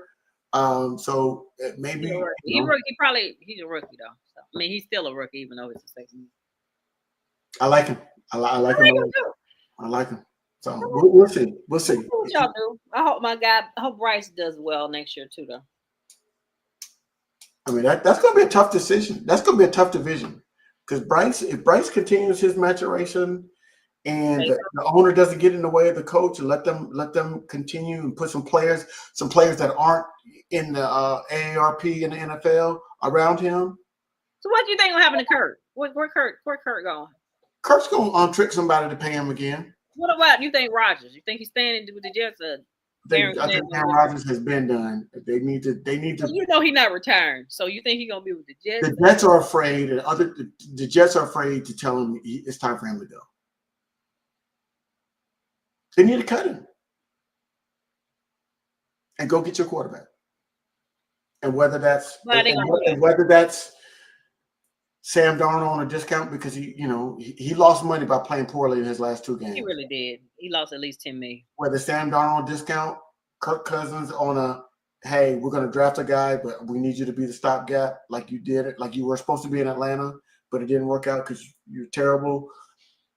Or is it Justin Fields with that talent around him because the offensive line is better in New York, and you've got to. I don't think Justin is the guy. I'm just saying. Yeah, I would take anybody. I think Kurt. I think if Kurt is decent if he ain't just rattled and. Ray, hold on, Ray. I like Pitts. He had some really bad plays late in the season that hurt the team. He really cost us that game against the Panthers with the pick, and that he had his hands and kicked it up in the air. He did that in the game the previous week. We had to come back and win. So Pitts has got to get it together. I think he's struggling because he knows he's coming up on his contract year, and he hasn't had that. He hasn't had the season that warranted his draft status. But remember, he played with that bum from Cincinnati for 2 seasons. Right, he hasn't had a real quarterback. This is the first real quarterback he's had. So, but I think he's going to want a big contract and he's not going to get it. So he might go somewhere else, or he can stay here and take less money. But Kyle Pitts is not going to get. They may pick up his 5th-year option. They should. I think he's good, but I think he gets lost because Drake London is fantastic, and I don't know if they're calling plays to scheme him open. He's got to get better as a route runner. There's a lot of things. I could go deeper into it. If I ever get the chance to co-host or host or on one of these Falcons local shows, I can go more in depth on the problems with Kyle Pitts. But I think he's a serviceable tight end in the NFL. I think they've got to call better plays for him, and the quarterback. He can't be the 4th option because their offensive line is not good enough for a quarterback to get to the 4th option. Some of those plays, he's got to be the 2nd. And some plays, he's got to be the 1st option. And you got to know what works best for him. He does not catch the ball below his waist very well. He's a basketball player playing football. If the balls that are thrown above his head and above his shoulders, he catches those. When it's low, he doesn't catch them well. Throw it up, throw it high. It ain't, it's not rocket science. They're making it harder than what it needs to be. Yes, he's getting paid. So when you get paid, he should be able to catch the ball wherever it's thrown. Should, but I'm just telling you what his tendencies are. Above his head, and go back and watch the plays. When it's above his head and it's above his shoulders, he catches it. When it's below, he doesn't. That's Pitts. So put in positions where he can be successful. But yeah, so what's your score as we're wrapping up here? What's your prediction of the final score of the Super Bowl? You know what? I don't even know. I don't know. I'm not good with predicting scores. Really not. I'm gonna go 34-27. I'm not gonna say 34 who you 34-27. 34-27. I think that'll be the final score. Either way, if it's the Chiefs or if it's the Eagles. Yeah, I don't know. I think the team that wins is going to have to get over 30. And that means there's going to be some turnovers. That means there's going to be some big plays, some explosive plays, 20-plus yard plays in this game. Yeah, I would think that. No, I take it back. I take it back. If it's 34-27, the Eagles win. If the Chiefs win, it's going to be like 24-16, something like that. And that means that there's been turnovers, and Saquon doesn't turn the ball over. No. He's had one. I think he's lost one fumble this year. One. And he was hurt by that. Oh, yeah. They got him. I watched him. They got him on the outside. They got him.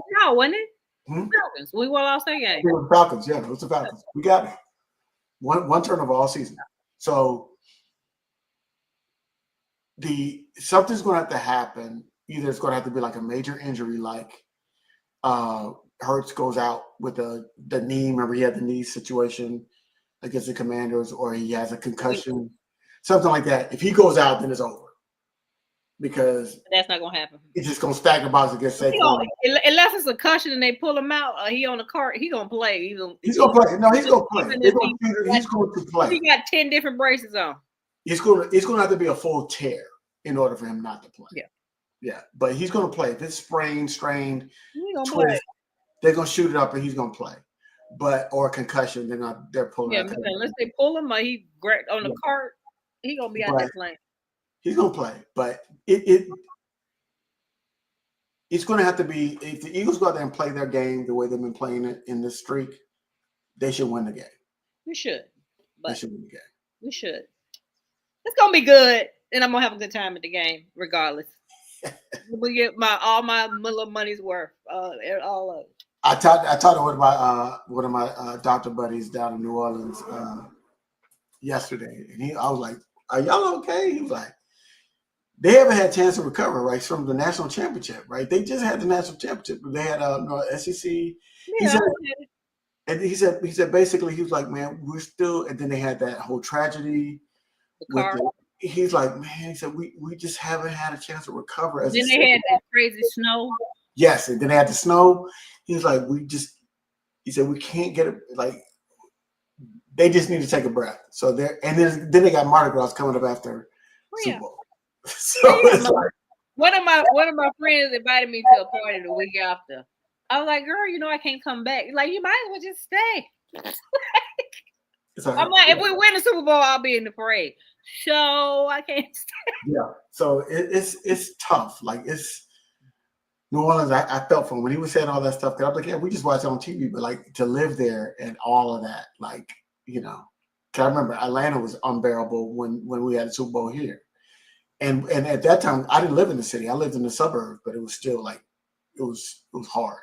So it's just impossible. And that year I went to the NFL Honors. Shout out to Will Packer for giving me his tickets. But I'd love to go. Yeah, I was able to go, and that was the year Patrick Mahomes won MVP. So yeah, and we had great seats because there were Will Packer seats. So we were sitting next to it. We were sitting next to all of the players. I was like, "Oh, that's awesome."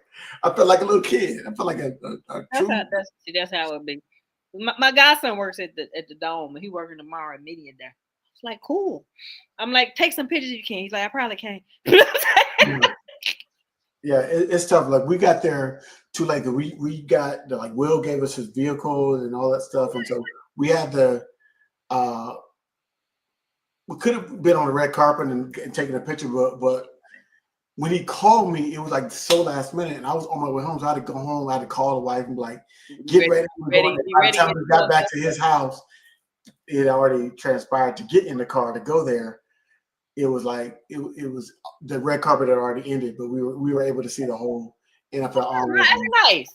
It was nice. It was nice. Good. So that was fun. But nice. Hopefully, I get me some. My cousin's godson works for the Rams. I'm like, maybe he can hook me up with something. Yeah, and that year, I hope Atlanta gets back in the rotation for Super Bowl. But where is it next year? I think they've really just been rotating between Vegas. Vegas is in the rotation now. It's like Vegas, 26. New Orleans, Tampa, Miami, LA. So a team is going to have to build a new stadium, and I don't think they're going to go cold. I don't care if you build a new stadium. If it's cold weather, they're not going to do it. Everything's got to be in the South. We built San Fran in 26. And they're building. Aren't they opening a new stadium soon? Levi? Yeah. I don't know. San Fran's, the weather there is pretty mild. It doesn't get super cold in the winter. It gets cold, but it's not like.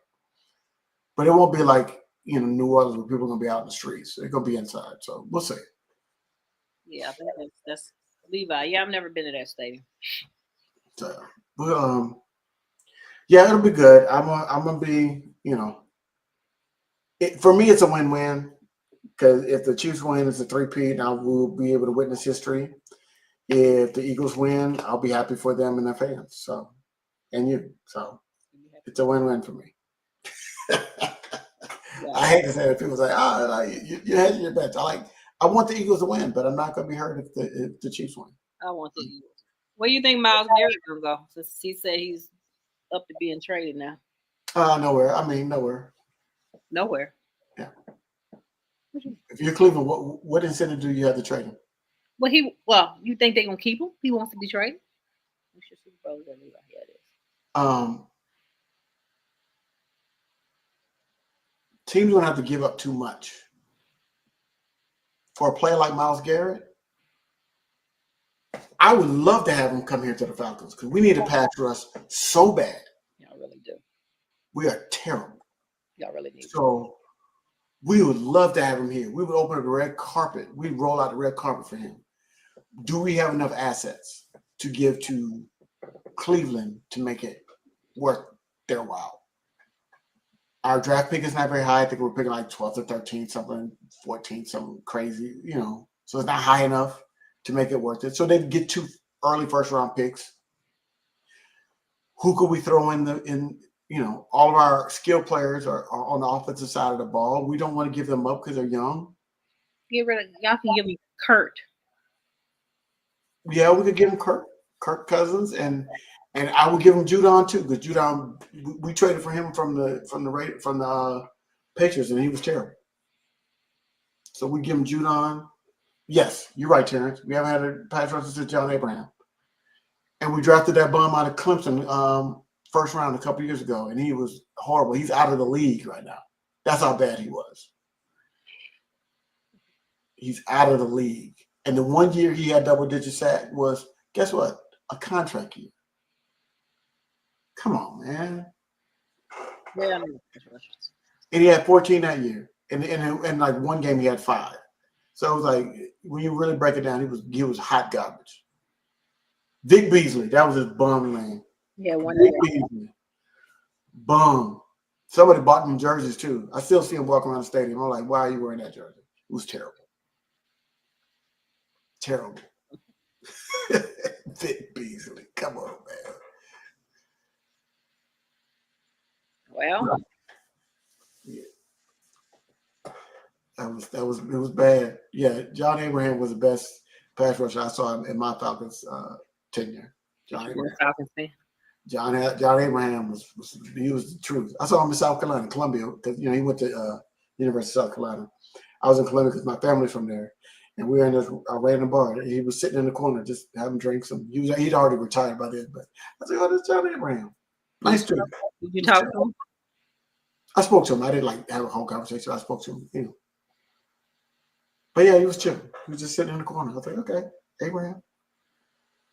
But yeah. So fly Eagles fly, and we'll see how it happens. We'll see. Yes, in 2 weeks we'll be NBA. We'll be here. We're going to be talking about it in 2 weeks, and then in 2 weeks we'll also hopefully Luka will be back on the court, so we'll see how the Lakers fare, and we'll also be able to watch how the Mavericks fare because they said the AD's abdominal strain is not that bad, so we'll get to see. Yeah, Terrence. No, he was a tweener. Too small to play DN and too slow. You're right. That's it. Exactly right. Too slow to play linebacker. He couldn't be a Leo, and that's what the head coach at that time was not Dan Snyder. Was Dan? He's at the Commanders now. He wanted. Why I can't think. I'm sitting here looking at his face now.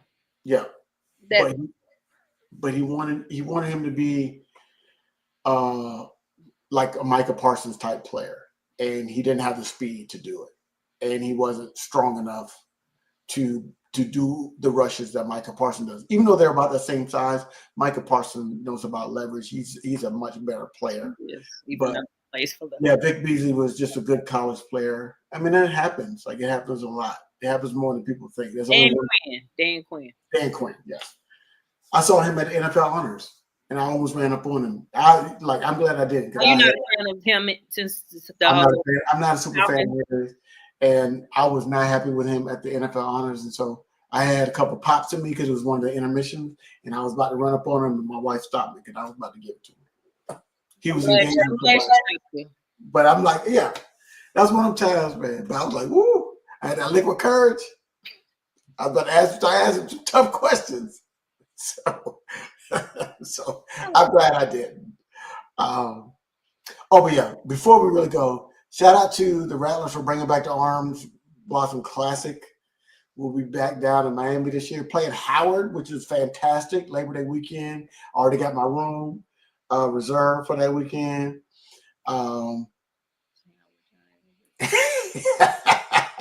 You're telling on yourself, Terrence.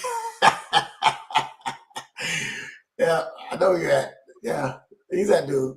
So, yeah, shout out to family for that. For those that I think homecoming is October 18th. I think that's the whisper. Homecoming is, yes, I have room.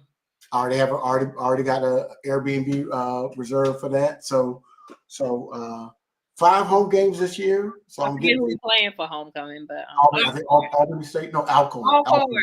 Alcorn for homecoming. Yes, half of my family went there. Well, in people in Mississippi, Alcorn and Jackson State. So we were on to So shout out to fam for that. Big shout out to Angela Suggs, our new AD for making that Orange Blossom Classic happen. So let's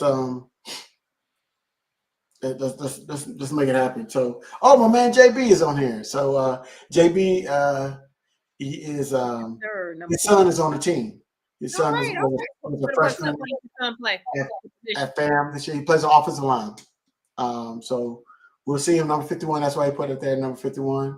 Okay. So we're looking for big things for him this year, JB. So we're looking looking for him on the sideline and supporting you and your family. So glad he's there.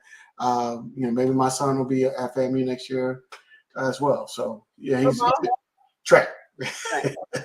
So just put you down and go watch. Just the parents at the stands, but good kid and good. So if he is there, so I'll be in Tallahassee more often if he's there watching track meet. So we'll see. So, but yeah, appreciate y'all joining us. Tonight, and we'll see y'all in 2 weeks. Talking about the post Super Bowl. Somebody's either gonna be real happy or real sad / mad. Okay, I'm gonna enjoy every minute. Even when we went to the Super Bowl in 23, I enjoyed every minute of it, even though we lost. Absolutely. So if I'm gonna spend money on a game, I'm gonna enjoy every minute of it, especially that much money on the game. Every second of it. It's a bucket list item for me is to go to the Super Bowl because I got to get these kids out of my pocket before I can do that. For real. Yeah, these kids. Yeah, about to get a raise when my son graduates. We blow the whistle. You'll see me doing the little gilly dance. You gotta have somebody film you doing it if they win at the stadium. I need you to see. I need that video so we can play it on the show. When you doing a gilly dance at the stadium, if y'all win the Super Bowl, that's what we want. That's what the fans want. Okay, blow the whistle, do the gilly at the stadium, guaranteed. All right, y'all, I got something. All right. I got to tomorrow. All right.